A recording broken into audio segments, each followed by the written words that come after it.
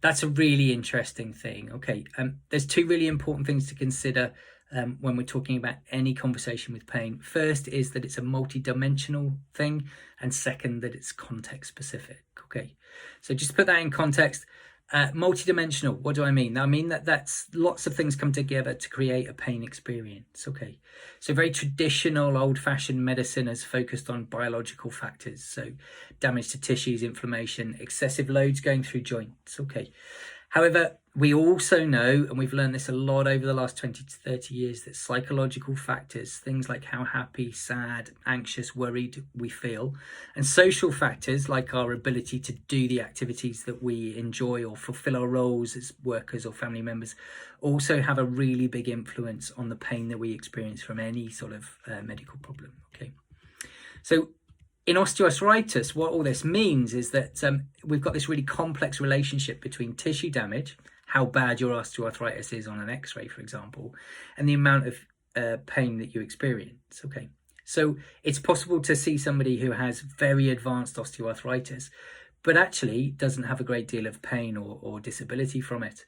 And somebody else who will have very mild osteoarthritis, but has a great deal of pain or disability from it. Okay. So when we're doing this, whilst the osteoarthritis is one factor that we need to take into account, we need to take into account all the other factors to positively influence any pain.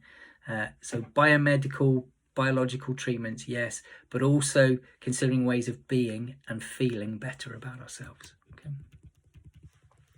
Okay, an example of that I come across a lot would be that many people view osteoarthritis as a condition where their joints are crumbling, where they're falling apart, and they're really fearful for the future and what's going to happen. Okay, now when we have conversations and we discuss some of the facts and our understanding of osteoarthritis, and we learn that this is not the case, that the arthritic joint is actually pretty strong, it's pretty robust, we can reduce that fear, and as the fear dissipates, then the pain improves.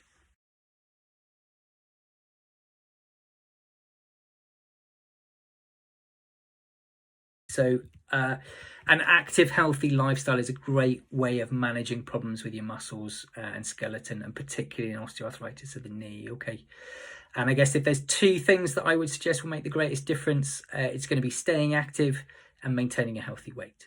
Okay, so we know that remaining active is really important for all health conditions. In the case of osteoarthritis, we know that mobile joints with strong, flexible muscles work far better than those that are left to get stiff and weak. And we know that being overweight or obese is now the leading cause of osteoarthritis, and that even small changes in body weight can have dramatic effects on the pain that people with osteoarthritis feel in their knees. So the best things that you can do is learn to move well, learn to eat well, stay active, and stay at a healthy weight.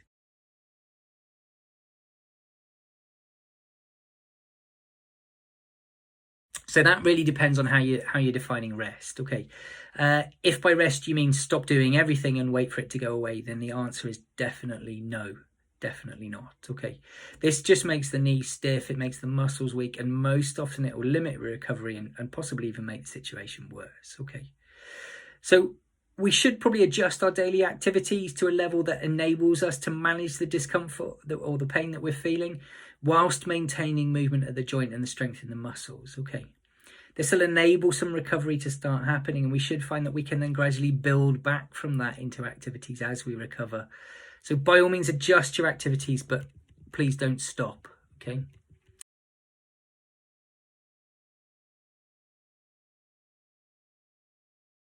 Yes, definitely.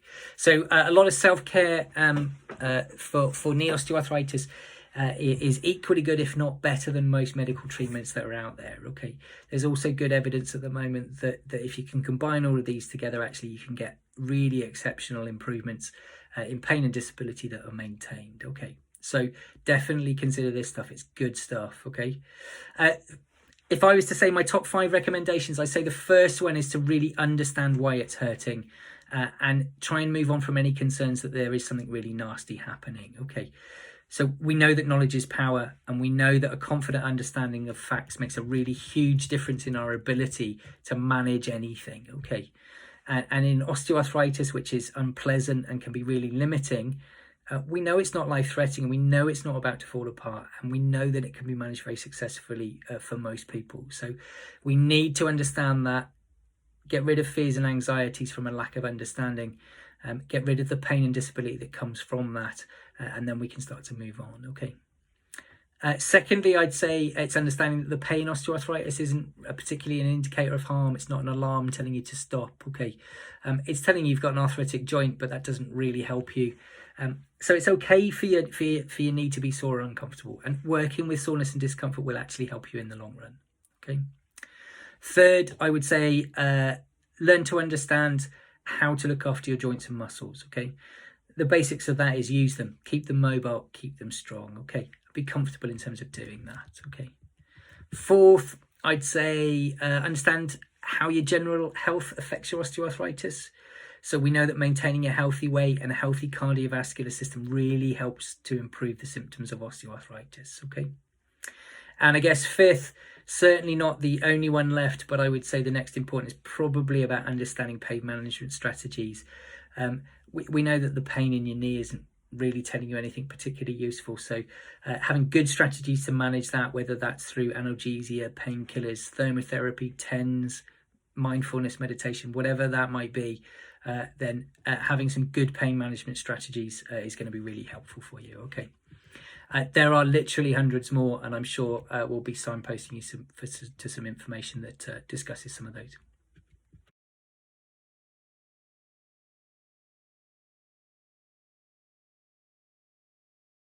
Answer is you certainly can. We know that thermotherapy, as we call it, can be really useful in terms of an immediate effect on pain.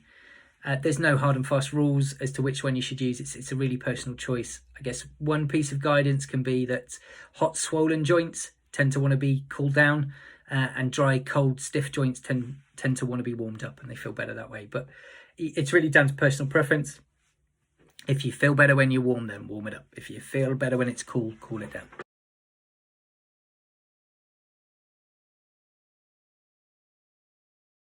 Okay, exercise helps in loads of ways. Okay, we know that it helps us become physically and psychologically healthy and happy. Okay, and there's a direct sort of cause and effect relationship with that. Okay, in terms of our joints, we know that exercise keeps them mobile, keeps them flexible.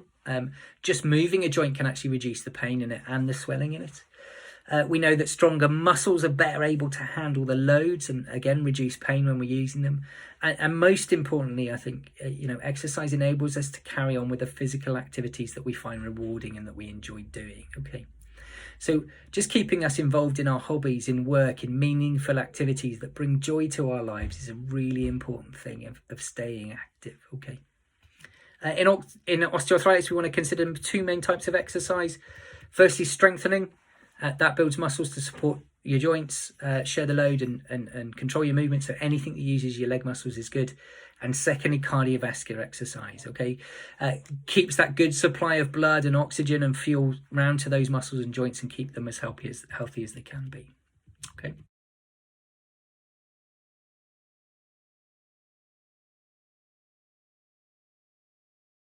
So yeah, I think this is really, really interesting stuff. Okay. Firstly, dose. So the amount you do, really important. Okay. Same as with any other sort of medicines out there. If you take too much, it can cause problems. Okay. So you do too much exercise, you're going to get tired, you're going to get sore. Okay. You're going to end up fatigued. We don't want that. The other end of the spectrum, if you don't take enough of it, you don't have the effect. Okay. So in the case of exercise, if you don't do enough of it, you won't get stronger or fitter. So we need to find a middle ground, okay? So that point where we can exercise and feel some improvements, but we don't get exhausted and we don't get really painful, okay? And we call this pacing, okay? It's basically starting slowly, building up slowly as we go, using discomfort, fatigue as a guide to where we go. And it will be really personal to you, okay? There's some trial and error involved in that. There's some science behind that, and that's what the physiotherapists are there to help you with, okay? In terms of what type, that gets even more interesting. Okay, so we've said earlier that a combination of strength and cardiovascular exercise is important. We know that, the science tells us. Okay, however, there's something else which is really important in terms of people exercising on a regular basis, and that's enjoyment. Okay, so we know the biggest factor separating those people who exercise on a regular basis are those and those that don't is enjoyment. Okay. So it's really difficult to do something on a regular basis that you're not enjoying, okay? It's just not going to be effective. So rule one's going to be find something that you enjoy, okay? And an activity, a form of exercise, whatever it might be, that involves moving and doing. At the very least, something that you can do with people whose company you enjoy, so that they can support you in terms of doing that, okay? That gets you doing it regularly, and doing it regularly is the thing that's going to make the difference, okay? Rule 2, strength, something that uses your leg muscles, okay? Rule 3, cardiovascular, something that uses your heart and lungs, makes you feel a little bit short of breath, okay? So you know that you're exercising. That's what's going to create the change, okay? So could be as simple as taking up walking, cycling, singing, dancing, okay? Whatever you enjoy, okay? And whatever you'll do on a regular basis. You could do home exercises, you could do specific strengthening, you could go to the gym, you could go to the pool and exercise, okay? You could take up gardening, okay? So there are endless possibilities in terms of activity and exercise. It's about finding what's right for you. That's what your physio is there to support you with.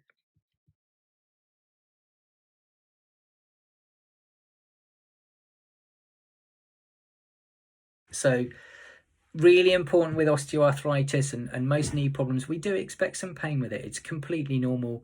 It's not something to be concerned about, okay? So it's important to understand that you can't completely avoid pain when you're using your joints, and whilst pushing through the pain isn't going to damage you, it's a really unpleasant and it doesn't lead to that enjoyment that we've just been talking about, okay? So we need to find a happy medium. Some pain's okay, but probably don't push through it. And I think, look, if you have overdone it and the pain is there and it's sore, use your pain medicines, use your ice or your heat to relieve that immediate effect, okay? It will settle down.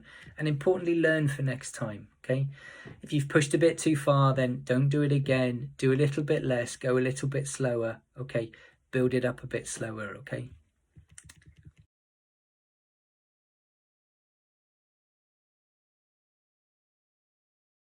So this can be surprisingly quickly, okay? So whilst it might take up to 6 weeks for muscles to get stronger, just practicing a movement can make them feel immediately better, okay? So some people will start moving a sore joint. First time they move it, it's really, really sore. The second movement is really, really sore. By the third, fourth, fifth, sixth time of moving it backwards and forwards, actually it's loosening up already and feeling better, okay? In general, most people are feeling differences by about the third or the fourth session of exercises. So if you did 3 a week, by the time you get to the second week, you're starting to feel a change. And bigger changes are going to take time, okay? So you need to be prepared to continue feeling improvements for months or even years, as long as you keep going with the exercises, okay?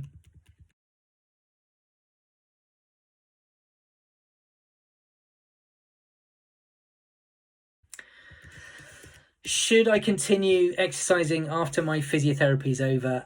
Yes, absolutely, without a doubt. Okay, so physiotherapy is not something that's done to you. It's something that you do with a physiotherapist. Okay, and our primary role is to get you to a situation where you can either begin or renew an active lifestyle, which includes exercise to manage your osteoarthritis. Okay, like all medicines, and all skills in life, you need to continue with them regularly for them to have a lasting effect, okay? So the most important thing is to develop a habit of an active lifestyle, which includes exercise, and you need to be thinking about that during your rehabilitation, okay? So if what you're doing with your physiotherapist isn't something that you can continue, you need to be asking those questions. How will I continue this as a habit in my life to manage my osteoarthritis?